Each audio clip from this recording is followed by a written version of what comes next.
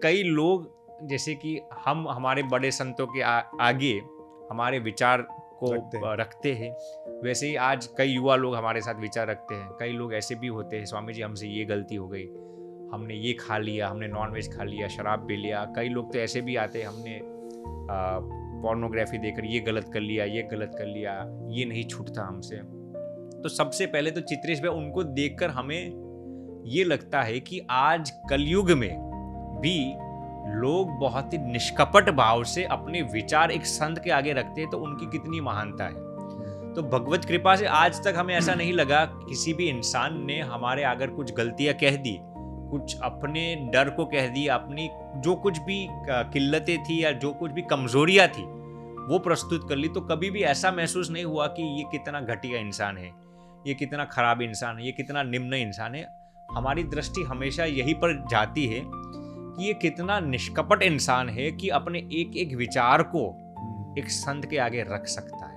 अपने खराब में से, देखिए इंसान अपने अच्छे विचार दूसरों के कह सकता है, लेकिन मैंने ये गलती की, मुझे ऐसे खराब विचार आ रहे हैं, वो किसी के आगे कहना ये कोई मामूली इंसान का मामला नहीं है। बहुत हिम्मत चाहिए उसको, बहुत हिम्मत चाहिए। जैसे कोई लड़का गलती करके अपने माता पिता को कह देता है, ये कितना हिम्मतवान इंसान है।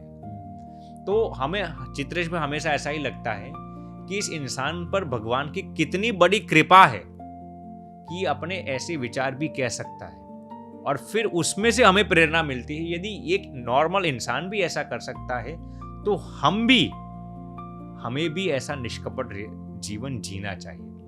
हकीकत में हमें उनके जीवन से बहुत प्रेरणा मिलती है नेगेटिव होने की जगह।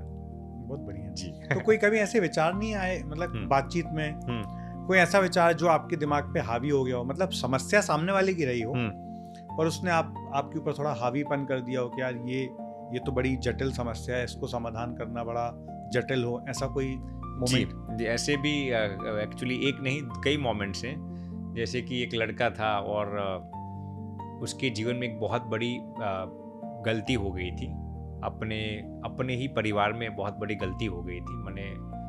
उन्होंने अपने ही बहन को कुछ गलत दृष्टि से देखा था और ऐसी कुछ गलती हो गई थी।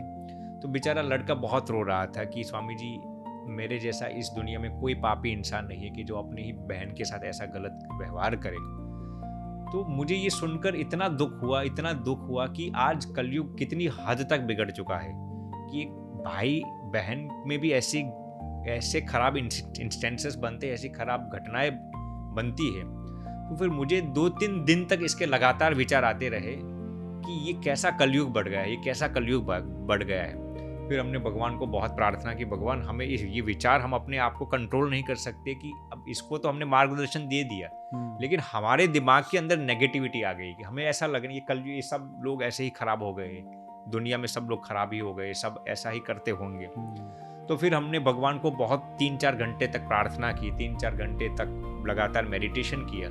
फिर भगवान ने हमें एहसास कराया कि पूरी दुनिया ऐसी नहीं है, दुनिया में अक्सर लोग अच्छे हैं और ये भी बंदा अच्छा है कि उसने निष्कपट भाव से अपनी गलती संत के आगे निष्कपट भाव से व्यक्त कर दी।